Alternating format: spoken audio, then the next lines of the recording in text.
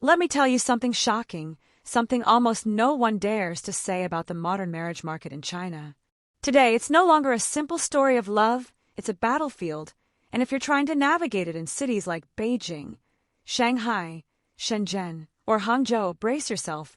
What we're seeing is unprecedented. The so-called women's kingdom phenomenon is spreading across China. In first-tier cities, matchmaking events now reach an astonishing one man for every 50 women. In Hangzhou, for the first time, matchmaking events even offered free entry to men while women had to pay, a rare but revealing twist. Women waited eagerly, hoping for male participants, but men barely showed up, and those few who did often left halfway through. Across China, single men number around 159 million, roughly 30 million more than single women, creating a massive gender imbalance. In these hyper-competitive urban environments, the pressures on both men and women have become extreme. Why does this gender inversion happen? In recent years, the idea of male responsibility avoidance has gone viral online, the claim that men are consciously evading marriage. But the truth is harsher.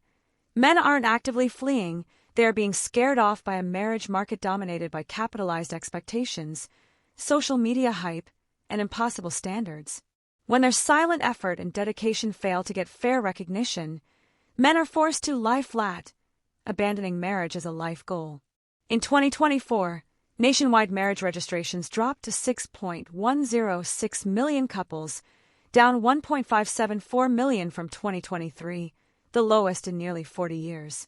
Society is accelerating into a super single era, echoing trends already seen in Japan and South Korea. Previously, the Chinese marriage market hyped women without limit while systematically demeaning men.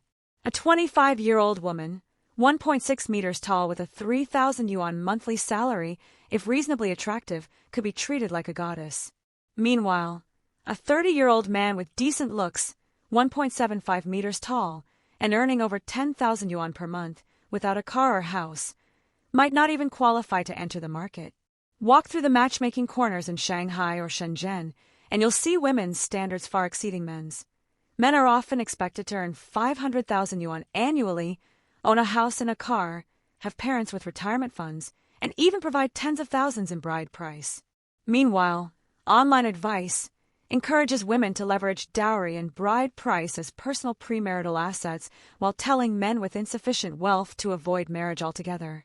Love has been transformed into a business, courtship into negotiation, and the pressure is so extreme that even the gods would shake their heads. Even when men meet all requirements, societal pressures persist.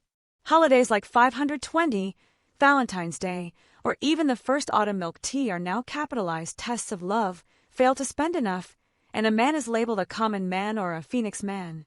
In a country dominated by social media traffic and online attention, the gender conflict has been amplified to unprecedented levels. Women are portrayed as vulnerable, men as obligated to pay, and both parties are forced into a system where love is measured in money and social currency. Even couples who overcome these hurdles face massive financial burdens, buying apartments and cars, paying bride price, and exhausting savings across generations. Marriage is only the beginning. Raising a child in Beijing, Shanghai, or Guangzhou to 17 years costs 540,000 yuan on average, and in first-tier cities, it can exceed 1 million yuan. Government subsidies and extended maternity leave barely offset these realities. The Chinese marriage market is toxic for both men and women.